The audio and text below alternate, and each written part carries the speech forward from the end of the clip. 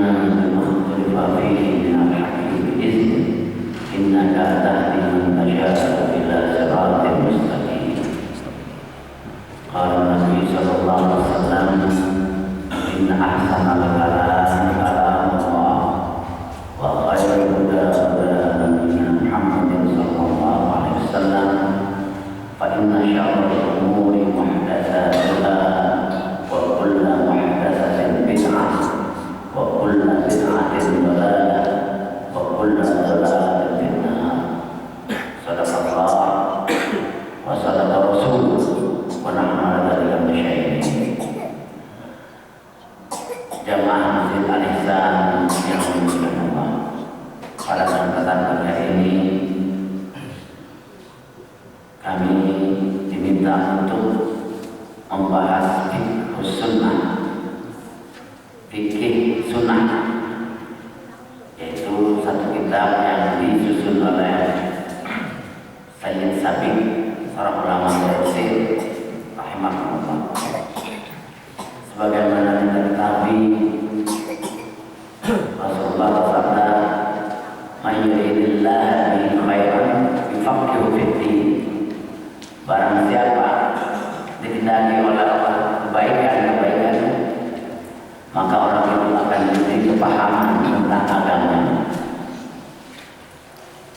Fikih menurut bahasa al-fahm, kepahaman, pengertian. Dalam istilah fikih yu'raful ahkam syariah allati ma jaa min Nabi sallallahu alaihi wasallam. Fikih syariah adalah memahami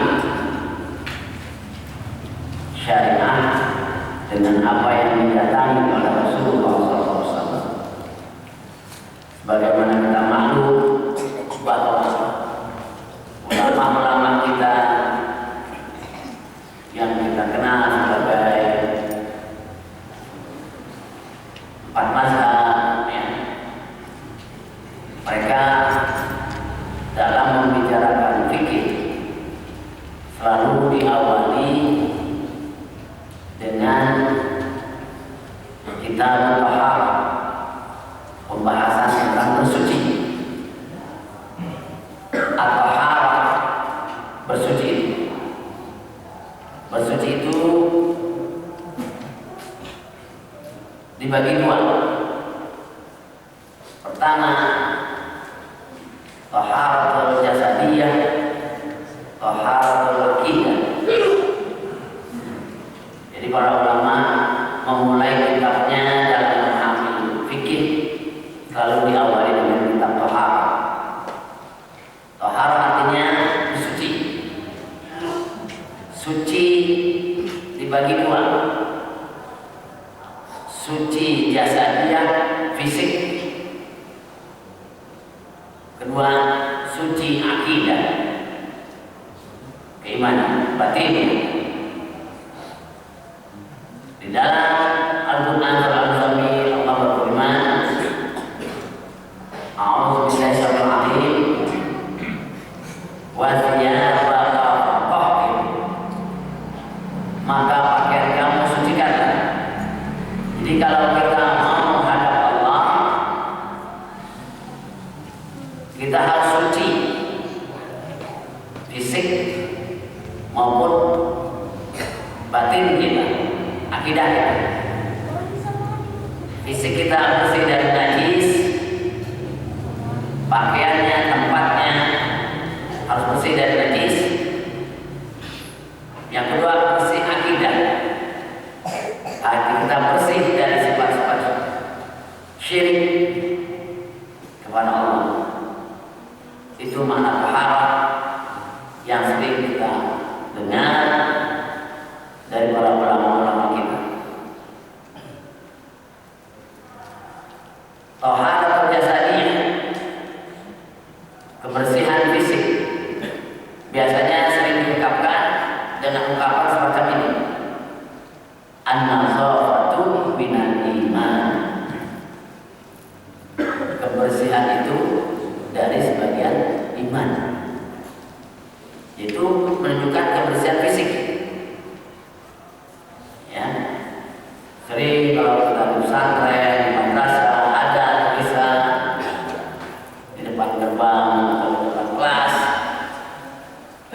ditulis an-nazafatu minal iman, kebersihan dari sebagian iman. Ayat yang maksud adalah kebersihan, kesucian fisiknya. Apa-apa yang kita gunakan untuk beribadah kepada Allah harus bersih. Sedangkan kebersihan taharah yang kedua adalah akidah, dinamakan sama tazkiyah, penyucian. Dalam surah As-Samm Allah berfirman ayat 9, qad aflaha man tazakka wa qad aflaha man zakka. Sungguh beruntung orang yang mensucikan jiwanya.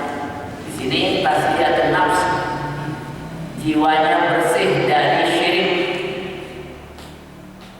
hatinya bersih dari niat-niat yang bid'ah, hatinya bersih dari niat-niat munkar, yang munkar-munkar.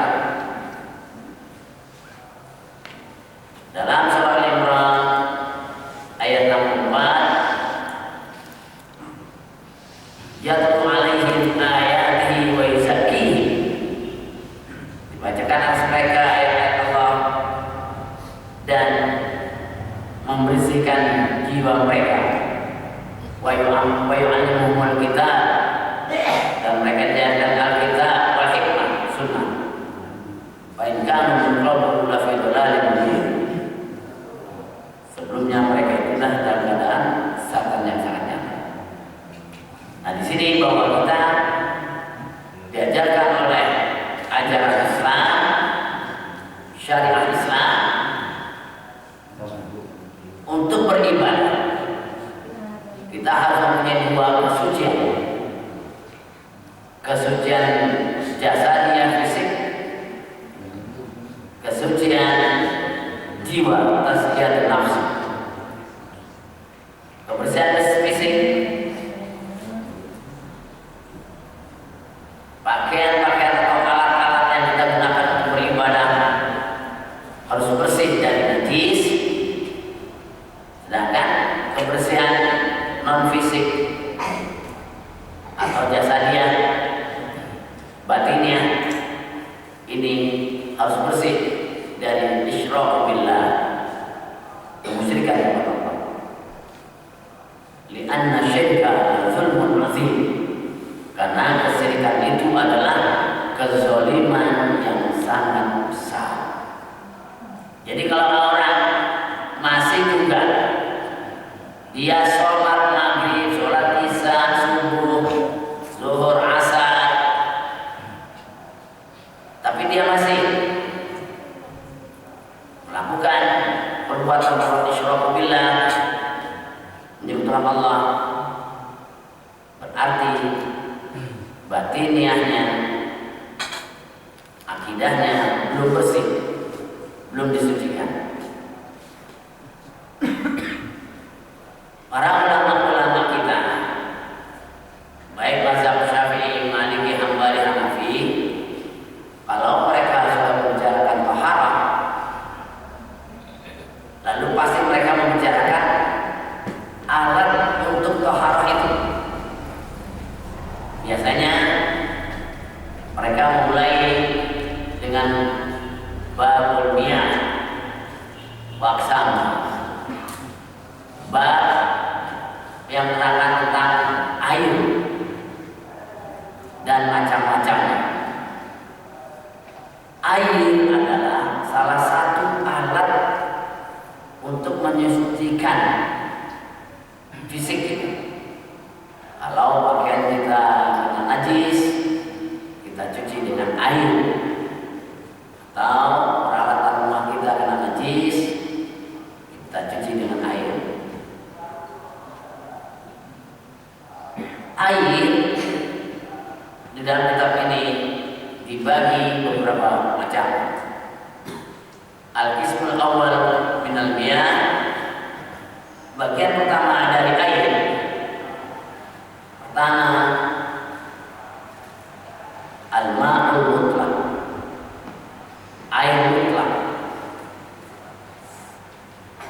bagaimana hukum air mutlak itu? Hukum annahu tahur. Air mutlak itu hukumnya suci, menyucikan. Air annahu tahirun fi nafsihi wa mutahhirun li ghairi. Air mutlak itu adalah air yang bahwasanya air itu suci pada dirinya, juga menyucikan yang lain. Di sini ada bermacam-macam air mutlak berdasarkan hadis Nabi. Pertama, ma'ul matar wasalji wal barad, air hujan, air salju dan embun. Ya, kalau rumah kita ada halamannya ada rumput, pagi hari kita akan rasa ada embun. Itu air mutlak, itu suci, menyucikan. Misalnya di kolam kita saat itu kejatuhan kotoran yang najis, kolam kita itu berubah warna airnya, berubah rasanya, berubah baunya, maka air kolam kita tidak boleh digunakan untuk bersuci. Karena di halaman kita ada rumput, di atasnya ada embun, kita boleh berwudu dengan itu. Ya. Sebagaimana Allah berfirman, "Wa yanzilu 'alaikum minas sama'i ma'an litahhirakum bih."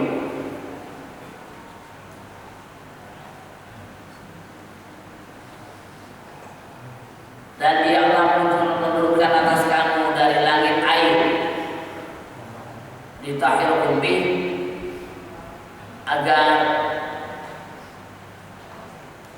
menjadikan suci oleh kamu dengannya. Artinya dengan air hujan itu. Air hujan itu suci, menyucikan. Apapun bentuk warnanya, ya, apapun bentuk rasanya, mutlak air hujan itu suci, menyucikan. Wa qauluhu ta'ala, dalam ayat yang lain Allah berfirman, wa anzalna minas sama'i ma'an tahura, dan telah kami turunkan dari langit air yang suci, lagi menyucikan. Surah Al-Furqan ayat 48. Yang pertama surah Al-Anfal ayat 11. Di samping Al-Quran menerangkan bahwa air hujan itu suci-sucikan, juga Rasulullah dalam hadisnya dan sunnahnya menerangkan. Dalam hadis yang sanadnya dari Abu Hurairah radhiyallahu anhu qala, kana Rasulullah sallallahu alaihi wasallam, ya, idza kabbara fi sholati sakata nihatan qabla al-qiraah. Adalah Rasulullah, kata Abu Hurairah, apabila beliau bertakbir fi sholat, jadi begitu beliau takbiratul ihram Allahu Akbar dalam sholat, sakata hanihatan, Rasulullah dia berhenti sejenak qabla al-qiraah, sebelum membaca Fatihah. Fakultu, maka aku bertanya, kata Abu Hurairah, ya Rasulullah, bi abi anta wa ummi, demi ayahku dan engkau dan ibuku, ra'aitu sukutaka baina takbir wal qiraah, ma taqul. Kata Abu Hurairah, demi ayahku dan engkau demi ibuku, aku melihat engkau berdiam di antara takbiratul ihram dan bacaan. Mata dulu, apa yang kau baca di saat diam itu di antara takbir dan qiraah? Qala, Nabi aku membaca Allahumma ba'id baini wa baina khataayaya kama ba'adta bainal masyriqi wal maghrib. Allahumma naqqini min khataayaya kama yunqas thawbul abyad min ad-danas. Allahumma aghsilni min khataayaya bis-salji wal ma'i wal barq. Jadi Nabi setelah takbiratul ihram membaca doa iftitahnya ini. Kalau kita membaca Allahu Akbar kabira ya Pak ya, sering Allahu Akbar kabira walhamdulillahi katsira. Kalau Nabi begitu Allahu Akbar, beliau membaca Allahumma ba'id baini wa baina khataayaya kama ba'adta bainal masyriqi wal maghrib. Allahumma naqqini min khataayaya kama yunqas thawbul abyad min ad-danas. Allahumma aghsilni min khataayaya bis-salji wal ma'i wal barq. Jadi doa iftitah Nabi seperti itu. Lalu pertanyaannya, lalu doa iftitah yang kita baca Allahu Akbar kabira gimana? Boleh, nanti kita akan bahas di kitab ini. Kurang lebih ada 9 atau 11 doa iftitah Nabi waktu sholat. Jadi kata ulama-ulama Imam mazhab Syafi'i, Maliki, Hanafi, kalau semuanya itu sumbernya hadisnya sahih, silahkan pakai. Mana yang kita selami? Allahu Akbar kabira silahkan, membaca Allahumma ba'id baini silahkan, atau membaca tasbih Allahu Akbar 10 kali, takbir 10 kali, tasbih 10 kali, boleh silahkan. Nanti kita akan bahas kalau kita kasih umur panjang untuk membahasnya. Jadi dengan adanya hadis ini,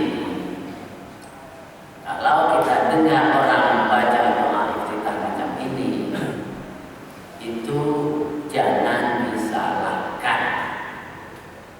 Atau orang yang sering membaca doa iftitah macam ini, lalu ada yang membaca Allahu Akbar kabira walhamdulillahi katsira, jangan disalahkan. Nah, disinilah tujuan Said Sabiq menyusun fikih sunnah ini, agar umat tidak fanatik akan pendapat mazhab. Nah, kalau kita fanatik, yang terjadi adalah perselisihan. Nah, Said Sabiq ini mengajak umat Islam jangan ada perselisihan di dalam masalah-masalah furu'iyah. Ini namanya masalah furu' ya. Bacaan itu iftitah, bacaan ruku dan sujudnya itu ikhtilaf sama perbedaan pendapat yang masih dibenarkan oleh syariat. Yang tidak boleh perbedaan adalah perbedaan akidah. Kalau akidah sudah berbeda, berarti sudah keluar dari syariat Islam itu sendiri. Ya, seperti ada pengakuan Nabi yang dimana itu yang namanya Asep Solih. Nah, itu sudah berbeda akidah, itu sudah keluar dari Islam, ya.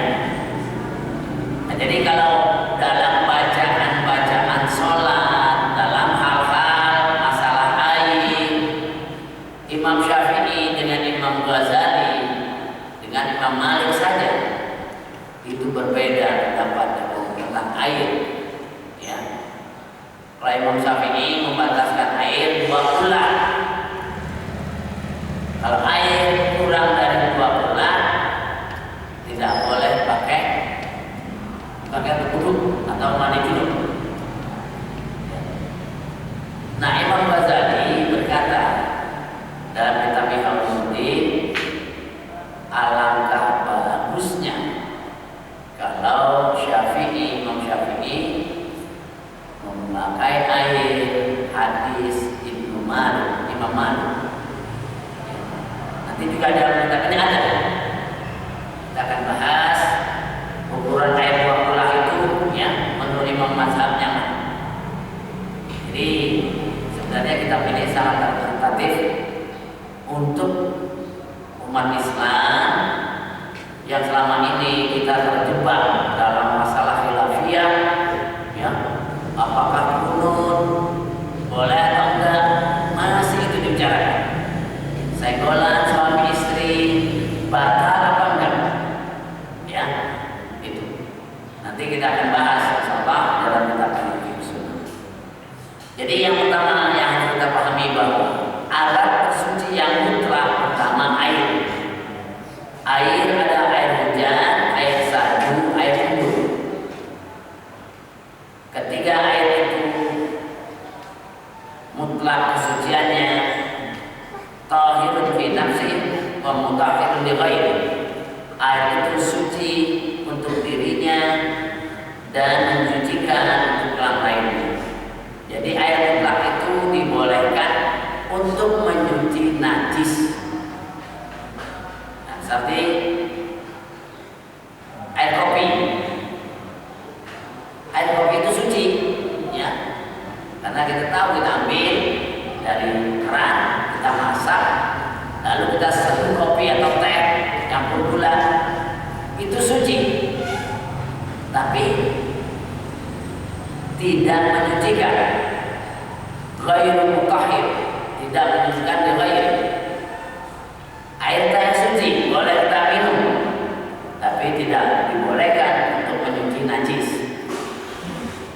Suci tidak menyucikan. Tapi kalau air hujan, air salju, air embun, suci menyucikan, mutahhir ghairi, menyucikan yang lain. Ya. Yang kedua hadis tentang air mutlak adalah air laut, ma'ul bahri, air laut. Berdasarkan hadis Abi Hurairah radhiyallahu anhu qala sa'ala rajulun Rasulullah sallallahu alaihi wasallam faqala ya Rasulullah inna narkabul bahra wa nahmilu ma'ana al-qalil minal ma'i fa in tawadda'na bihi atashna afala tawadda'u bima'il bahr. Faqala Rasulullah sallallahu alaihi wasallam huwa tahuru ma'uhu al-hillu maitatuhu. Yang kedua air mutlak yang boleh digunakan untuk bersuci, air laut. Apakah lautnya itu dalam, dangkal, atau kadar keasinannya sangat asin seperti laut mati yang ditemukan oleh Riau dan Salim. Itu kadar garamnya melebihi kadar garam laut-laut yang ada, sehingga manusia bisa lengkap tanpa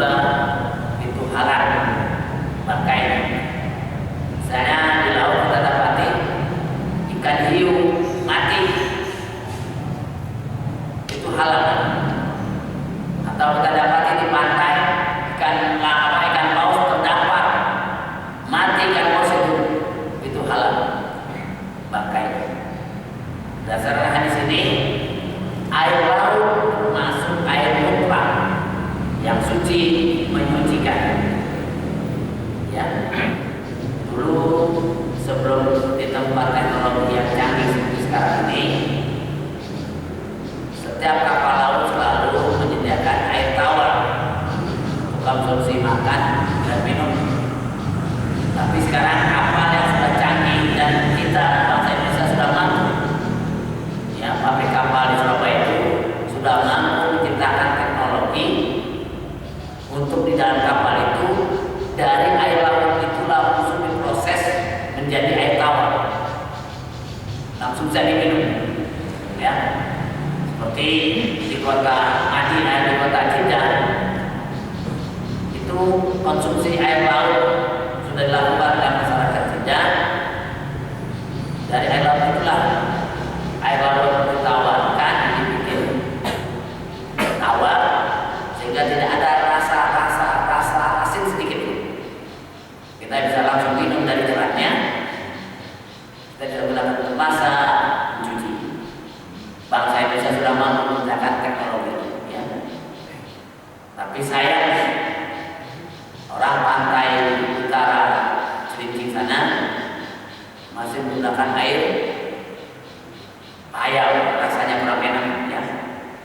Meskipun di sana ada sumber-sumber air minum, ya. Kalau memang mereka para pemimpin itu mau mensejahterakan rakyat, rata-rata daerah pantai Indonesia itu airnya belum bisa diminum langsung, ya. Makanya di Tanjung Pantawan di Jakarta Utara saja itu masih banyak orang menjual air. Kalau memang penguasanya, pemerintahnya ingin sejahterakan, teknologi itu kita sudah miliki, ya.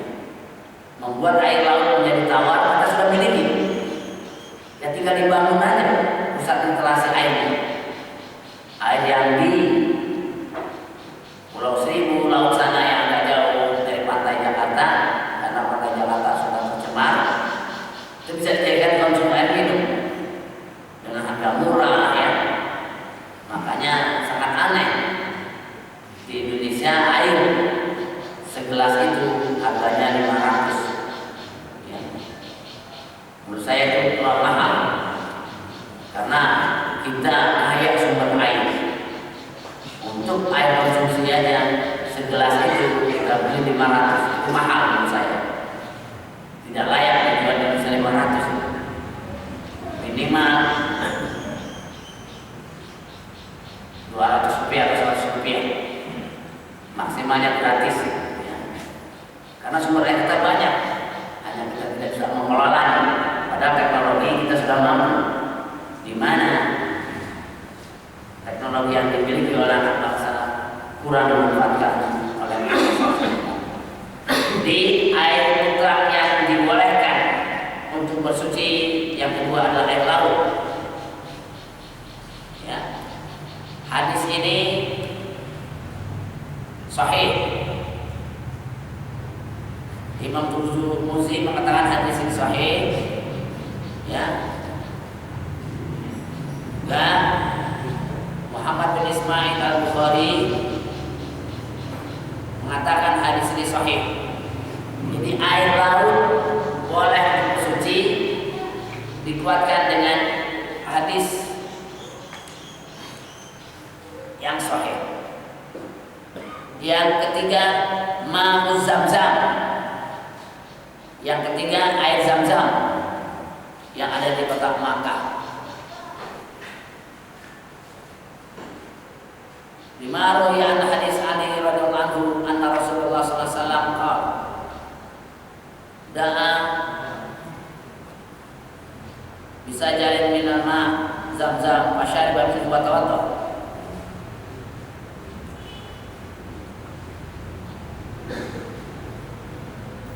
Dari Ali bin Abi Thalib bahwasanya Rasulullah sallallahu alaihi wasallam da'a membawa sajalah, ya, membawa air Zamzam.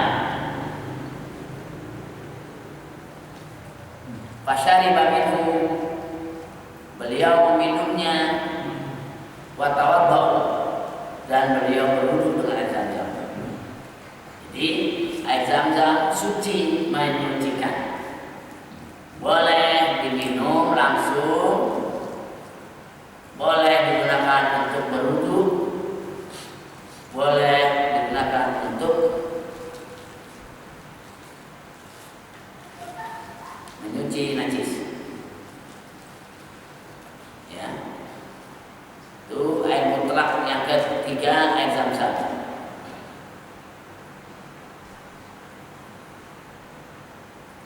Yang keempat, air yang berubah karena lamanya air itu tersimpan atau disebabkan bercampurnya air itu dengan satu benda yang biasanya kita taruh misalnya seperti ini. Ada satu kolam besar, ya, ukurannya kolam misalnya 4x5, kolam renang. Lalu kejatuhan benda,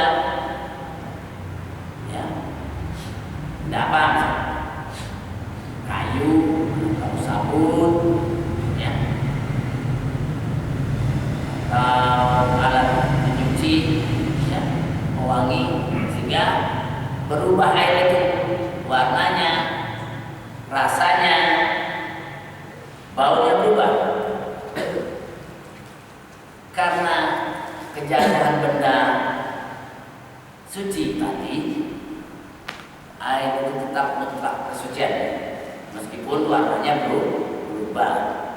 Nah, air yang di kolam itu kesuciannya bisa berubah apabila kejatuhan benda najis lalu merubah warna air itu, merubah bau air itu, merubah rasa air itu, maka air yang sekolah renang itu menjadi najis. Ya. Inilah macam-macam air mutlak yang diajarkan oleh syariat Islam yang untuk kita gunakan untuk menyucikan fisik kita, juga membersihkan batin kita. Kita ikuti Allah mengatakan bahwa Dialah Allah yang telah menurunkan air hujan untuk kamu bersuci. Kita gunakan air hujan itu untuk bersuci, berarti kita yakin bahwa firman Allah ini mengajarkan kita untuk bersuci dengan air hujan. Berarti akidah kita ini insya Allah bersih. Wasiyabaka fatahhir, maka sucikanlah pakaian. Kita mau sholat, kita harus periksa baju dan kain kita, karena dalam kita apakah suci. Nah, kalau najis kita ganti dan kita suruh orang rumah mencucinya agar sholat kita diterima Allah SWT. Inilah permulaan kita mengkaji fikih sunnah tentang air. Pertama air mutlak. Insyaallah kita akan membahas air mustahmal, air yang sudah dipakai. Nah, ini juga akan menjadi perdebatan yang tidak perlu ya kita menjadikan hujah-hujah yang kurang tepat. Ya, misalnya air 1 ember ukurannya segitu ya, itu boleh nggak kalau wudhu kita langsung memakai di situ ya, karena awalnya dia air mutlak, tidak kejatuhan najis ya, kita boleh menggunakan air 1 ember itu untuk wudhu meskipun kita langsung celup ke tangan kita sini. Nah, ini nanti ada perbedaan perbedaan pendapat kita akan bahas, ya, agar ini tidak menjadi polemik yang berpanjangan. Nanti akan dibatasi oleh hadis. Hadislah yang menjadi penengah. Jadi kita harus kembali berpegang kepada hadis dan nas-nas Al-Quran. Kata Imam Malik bin Abi Thalib rahimahullah karramallahu wajhah mengatakan, ad-din bin naqli laisa bil aqli. Syariat Islam itu dengan nas. Nakal itu nas, bukan laisa bil aqli, bukan pakai akal. Jadi benar salahnya satu hukum, suci tidaknya satu benda harus berdasarkan nasnya. Nas itu bisa berupa nas Al-Quran, disebut nakal, bisa juga nas berupa sunnah hadis, juga disebut nakal. Ya, nah inilah kata Ali bin Abi Thalib, syariat Islam itu sumbernya hanya Al-Quran dan Sunnah. Dalam satu kitab tafsir, Sofwatul Tafasir, penulis tafsir itu mengutip hadis Nabi, taraktu fikum amrayn in tamassaktum bihima lan tadillu min ba'di abadan, kitab Allah wa sunnata Rasul.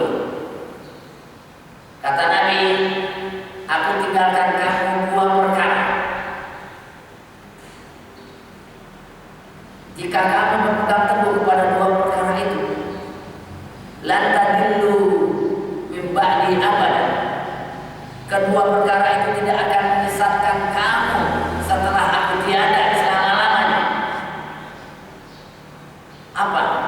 Kitab Allah, Al-Quran, wa sunnati, sunnah Rasul. Al-Quran yang kita baca itu, ya, adalah pedoman hidup, sumber hukum Islam pertama. Yang kedua sunnah. Sunnah Nabi itu yang ada dalam kitab-kitab hadis yang sahih.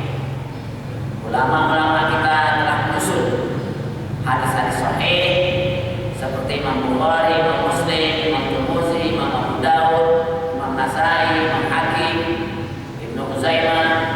Mereka itu mengumpulkan hadis-hadis Nabi agar umat Muhammad tidak tersesat jalan. Sekarang kitab-kitab itu sudah diterjemahkan, sudah dikasih harokah baris. Ya, dulu waktu kita masih kecil-kecil, kitab hadisnya nggak dikasih harokah, belum dikasih artinya. Jadi kita untuk mempelajari Al-Islam itu susah betul, ya. Dan kitab-kitabnya pun jarang, ya. Waktu saya masih kelas 5 ibtidaiyah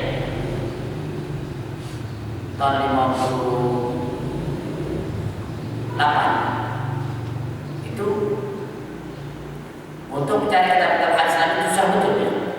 Seperti Imam Bukhari, kecuali orang-orang yang pernah ibadah haji yang bisa membeli kitab-kitab itu. Nah, orang-orang kita di sini, satu kitabnya susah, juga harganya mahal, karena pengirimannya sangat jauh. Nah, sekarang sudah banyak, kita bisa melalui internet, kita tinggal buka hadis ini, hadis tentang air,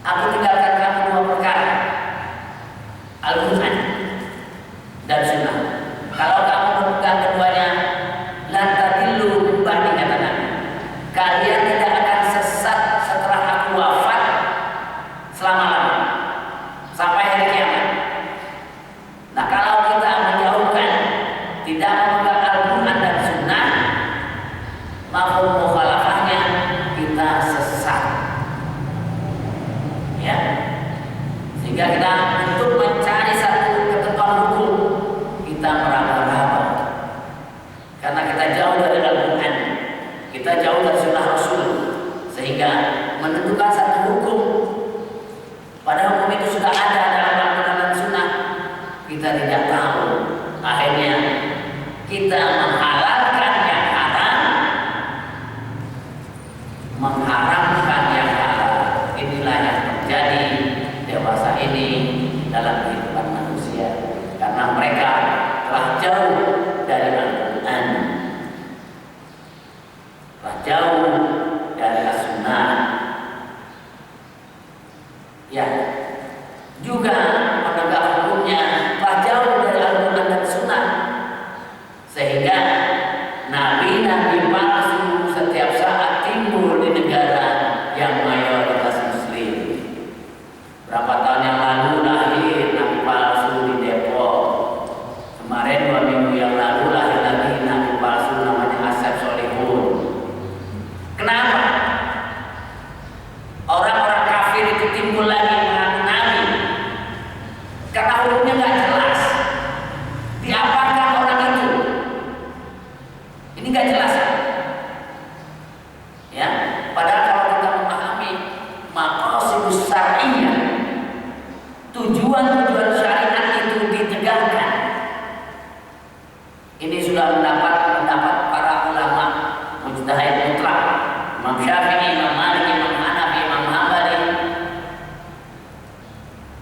Imam Daud As-Sahili semua mengatakan maqasidus syar'iyyah, tujuan ditegakkannya syariat itu pertama hifzul din. Tujuan ditegakkan syariat untuk menjaga agama. Jangan agama ini dimain-mainkan orang yang tidak bertanggung jawab. Ya, besok-besok nanti dari kampung hutan lahir nabi kita ya. Nabi lagi lahir lagi nanti lahir lagi nabi lagi di Bojonggede. Ini karena syariat tidak ditegakkan, jadi agama tidak terjaga. Nah, kalau syariat ditegakkan, ya, kita mengakui di sini ada 2 agama. Nah, kalau syariat itu ditegakkan, misalnya ada orang yang mengaku nabinya orang Katolik atau nabinya orang Kristen atau Budanya orang Buddha, negara syariat itu bisa menghukum orang yang mengaku itu, karena orang itu telah melanggar hak-hak agama.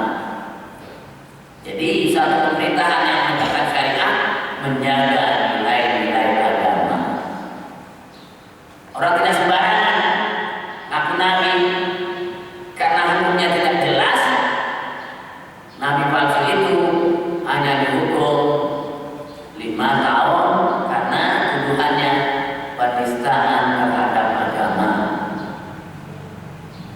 Jadi salah satu tujuan maqasidus syar'iyyah adalah hizbuddin, menjaga agama. Yang kedua, hifzun nasab. Tujuan syariat ditegakkan untuk menjaga keturunan, ya, agar jelas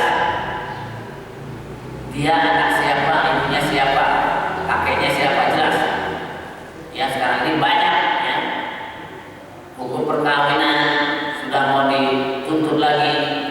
Ada orang-orang gila di Indonesia ini yang katanya berdasarkan hak asasi manusia, mereka ini otaknya sudah tidak waras, ingin minta kepada pemerintah Indonesia dibolehkan hukum nikah sejenis. Mereka mau niru Belanda, niru Jerman, mau niru Norwegia. Jadi mereka mau menuntut agar dilakukan dibolehkannya hukum nikah sejenis, laki dengan laki, perempuan dengan perempuan, dengan berdasarkan hak asasi manusia. Ya, ini kalau nilai-nilai maqasid syariah tidak ditegakkan, maka keturunan akan rusak. Ya, belum lama ini, 1 tahun yang lalu, para pecandu ganja narkoba itu sudah berani mereka menuntut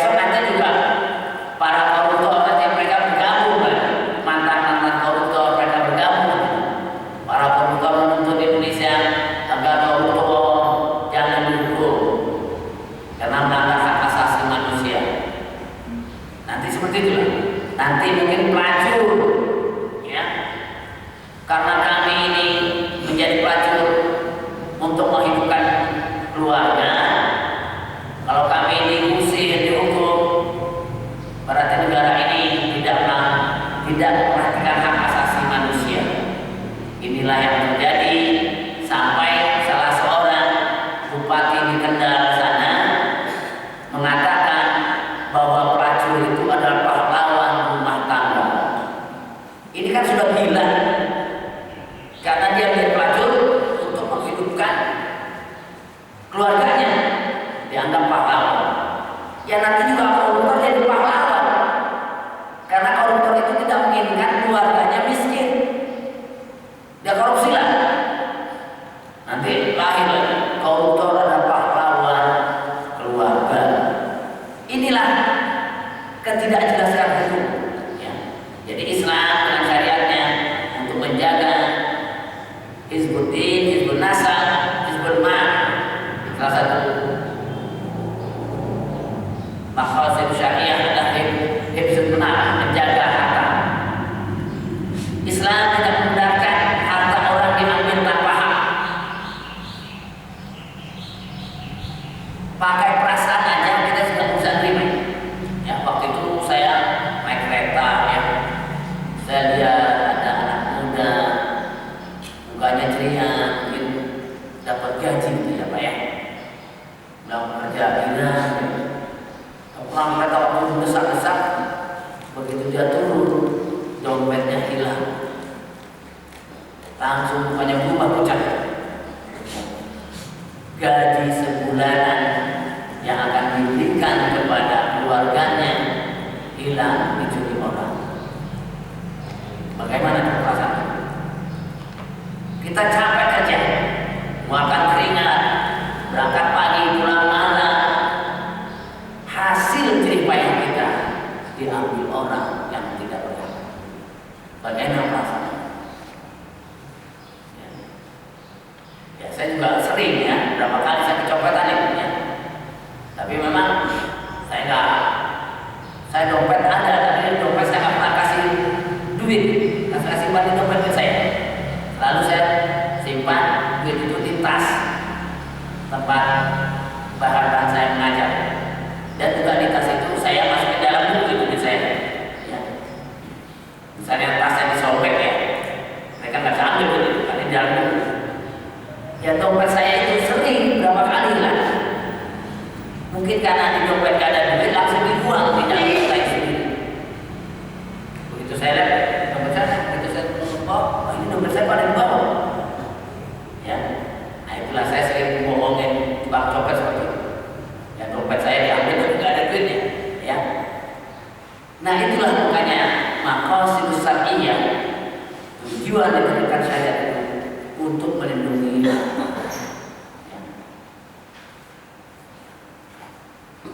Keempat, hifzun aql. Maqasid syariah ditujukan untuk melindungi akal sehat. Ya.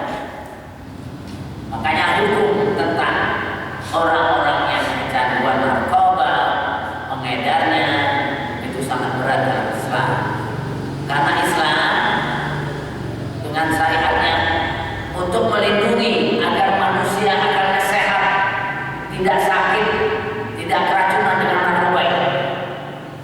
Ya, inilah yang terjadi di negara yang katanya berketuhanan yang Maha Esa, yang Allah takdirkan penduduknya mayoritas Muslim, tetapi nilai-nilai Islam dari bangsa yang mayoritas itu tidak menjadi acuan bangsa yang mayoritas. Inilah kalau kita tidak kembali pada Al-Quran dan Sunnah, kehidupan yang macam inilah yang kita hadapi sekarang. Nabi kita sudah menjanjikan, lan tadillu abadan, kamu tidak akan sesat selama-lamanya. Kenapa umat Islam tidak mau mengikuti seruan Nabi-Nya? Padahal setiap saat dia puji Nabi-Nya dengan pujiannya, la ilaha illallah al-malikul haqqul mubin Muhammadur Rasulullah shadiqul wa'dil amin. Muhammad itu shadiq wa'dil amin, Muhammad itu benar ajarannya, janjinya pasti benar. Kalau kamu tidak memegang Al-Quran dan Sunnah, kamu akan sesat. Ternyata benar. Orang-orang yang tidak terbimbing dengan Al-Quran dan Sunnah hidupnya sesat. Ternyata benar.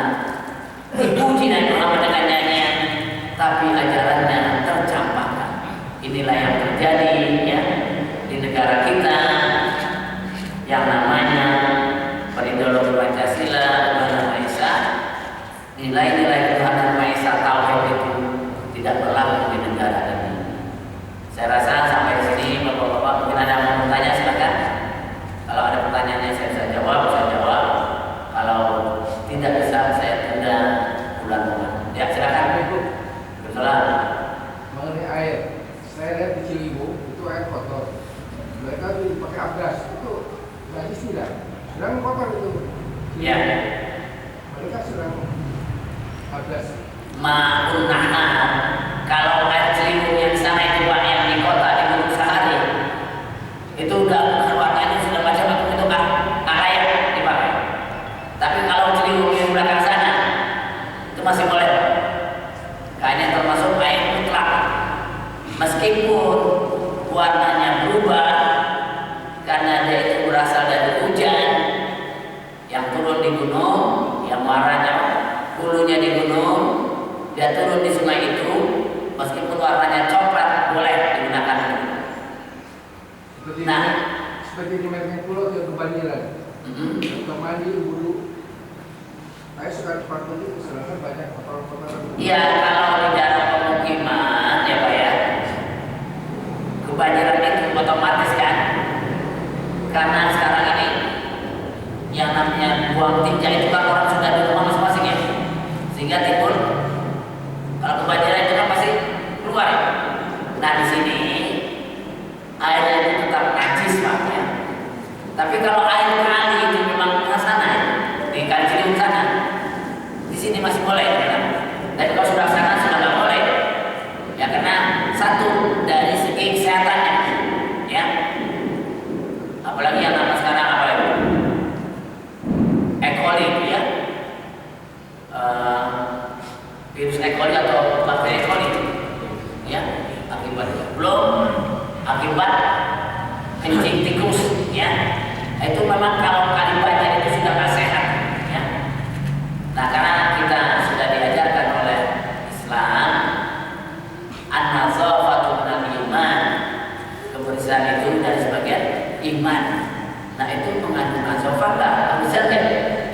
Jadi di samping itu Islam juga mengajarkan meskipun dalam satu hukumnya boleh, tapi juga kita memperhatikan higiennya air itu ya, sehat enggak air, karena Nabi katakan al-mu'min qawiyyun khairun min mu'min dhaif. Mukmin yang kuat lebih baik dari mukmin yang lemah. Kuat fisiknya, kuat akalnya, ya, kuat ekonominya, kuat budayanya, kuat politiknya. Khairun kata Nabi lebih baik min mu'min dhaif.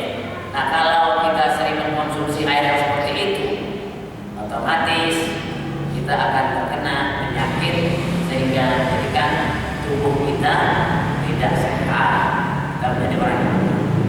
Jadi kalau air-air yang seperti itu Pak ya, tidak boleh. Kalau Kali Ciliwung yang belakang sana itu masih boleh ya. Karena masih dikatakan air mutlak. Nah misalnya begini bapak-bapak mau ke masjid ini ya, kebetulan hujan ya, kan air banyak terjatuh ya dari atas rumah ke jalanan ya, lalu kain bapak itu kena air yang di tanah itu tidak najis Pak ya. Atau tanah panjang kita bagian bawahnya kena air hujan itu, karena kita lewat jalanan itu banjir ya, semata kaki kita lupa menggulung tanah kita, itu tidak najis karena dikatakan itu air mutlak ya, air hujan ya. Ada lagi Pak, silakan ya. Dalam perjalanan Pak, kita misalnya untuk bersuci itu mana lebih baik, menggunakan air atau aqua, air proses? Ya. Lebih baik kita gunakan tayamum, karena tayamum itu debunya gratis ya. Kalau kita menggunakan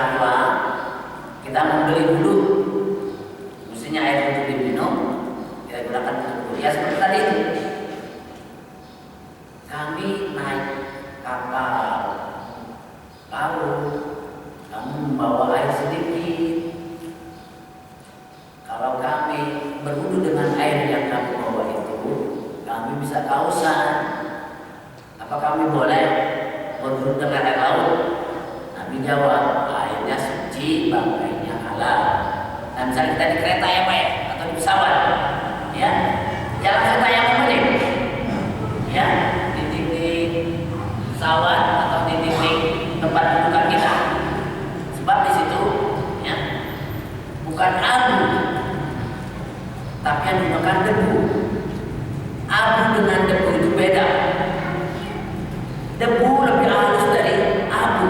Ya, contohnya rumah kita ini lemari pajangan itu, ya, tertutup, ya, kacanya tertutup. Tahu-taunya di gelasnya itu ada debu itu masuk sih.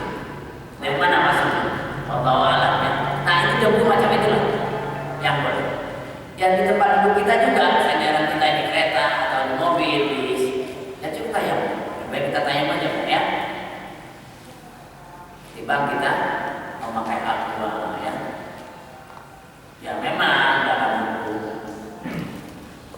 asalnya sholat tanpa wudu tidak sah. Wudu tanpa air tidak sah kan ya? Hukum asalnya.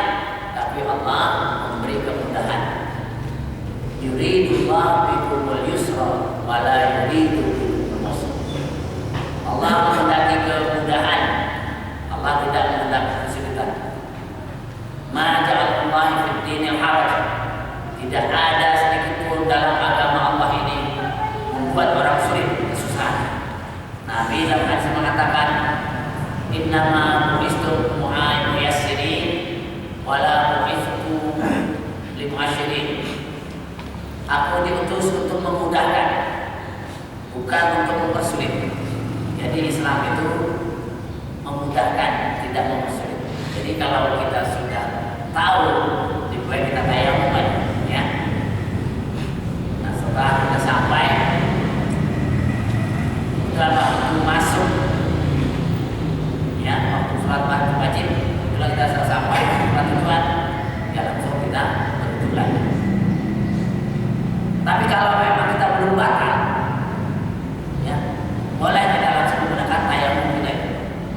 Jadi tayamum itu bisa digunakan untuk segala macam sholat. Misalnya kebetulan kita ini kurang sehat, kata dokter, Bapak nggak boleh kena air ya Pak ya. Nanti kalau Bapak kena air, demam Bapak ini akan bertambah. Nah kita tayamum. Misalnya waktu tayamum kita zuhur. Nah kita belum batal dari tayamum itu, belum membatalkan apa yang membatalkan wudu. Ya, masuk asar, kita boleh sholat asar dengan tayamum yang tadi. Belum batal juga sampai maghrib, kita masih boleh menggunakan tayamum tadi untuk sholat maghrib. Sampai isya pun juga batal, kita boleh menggunakan tayamum yang pertama untuk sholat isya. Tahu subuh juga karena kita nggak bisa tidur, kita belum batal, kita gunakan tayamum tadi untuk sholat subuh. Jadi kemutlakan tayamum itu sama dengan kemutlakan wudu, ya. Nah jelas, ayatnya jelas, ya. Fa'il lam tajidu ma'an fatayammamu sha'idan tayyiban. Apabila kamu tidak dapati air, fatayammamu sha'idan tayyiban, maka bertayamumlah kamu dengan debu yang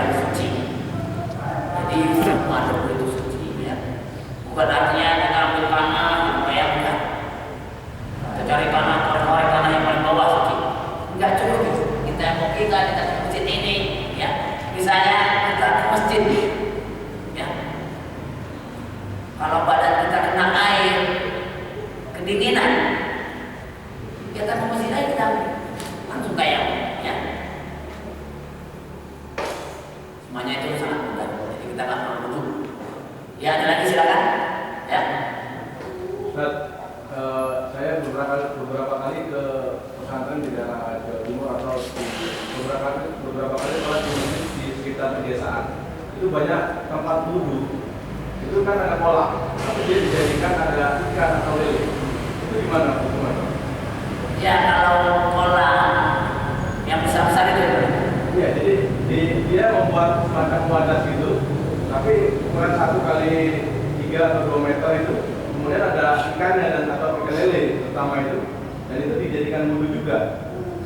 Ya, kalau air itu asalnya suci, lalu dimasukkan ikan lele, ikan emas, ikan apapun, boleh, ya, atau dikasih pelet gitu kan. Nah peletnya itu kan bukan najis, bukan barang najis. Nah kalau peletnya barang najis, lalu air itu berubah warnanya, berubah rasanya, itu tidak boleh dilakukan untuk wudhu. Ya kalau peletnya itu barang najis. Tapi kalau peletnya bukan barang najis, meskipun dia berwarna, dari perubahan warnanya itu masih boleh digunakan. Jadi kolam yang ada ikannya boleh digunakan untuk berwudhu, ya, selama air itu air mutlak. Ya, silakan. Ada di dalam dingin, ada dingin juga. Kita gunakan campuran yang panas, yang heater itu. Air panas. Ya. Untuk mereka supaya hangat mereka. Ya. Ya. Selama air panas itu tadi tidak berubah warnanya, rasanya air itu, karena itu air mutlak ya boleh-boleh aja. Ya. Tapi Nabi pernah melarang dalam hadis, janganlah kamu gunakan air yang sudah tersinar matahari beberapa minggu itu ya. Saya lupa hadisnya itu. Jadi karena nanti akan berubah kesehatan kita. Jadi air yang pernah, misalnya kita punya tong ya, tong air, kita simpan air di situ, kena sinar matahari langsung ya, sudah berbulan-bulan, lalu kita gunakan, Nabi larang ya. Tapi kalau kita kasih tutup atasnya, meskipun dia kena sinar matahari atau hujan, masih boleh. Ini yang terbuka di satu wadah, langsung kena sinar matahari itu jangan digunakan kadang-kadang. Itu bisa nanti akan mendatangkan penyakit kulit. Ya. Makanya kita sering ya lihat anak pesantren ya, karena sumber airnya seperti itu, pasti anak pesantren itu punya penyakit kulit. Ya, istilahnya budigan. Ya. Malah ada yang mengatakan kalau pesantren belum budigan, belum pintar. Ini satu bentuk kekeliruan, sebenarnya kurang menjaga kebersihan. Ya. Kebersihan itu dari bagian dari Islam, bukan an-nazafah atau iman. Nah itu karena itu kurang kebersihan itu banyak pesantren-pesantren yang budigan di tangannya, pada kakinya, di atas celah-celahnya itu. Ya. Karena saya pernah pesantren jadi tahu ya. Kenapa macam itu? Ya ada lagi masyarakat. Jadi boleh menggunakan air hangat ya. Kalau kita tak sambung di sini.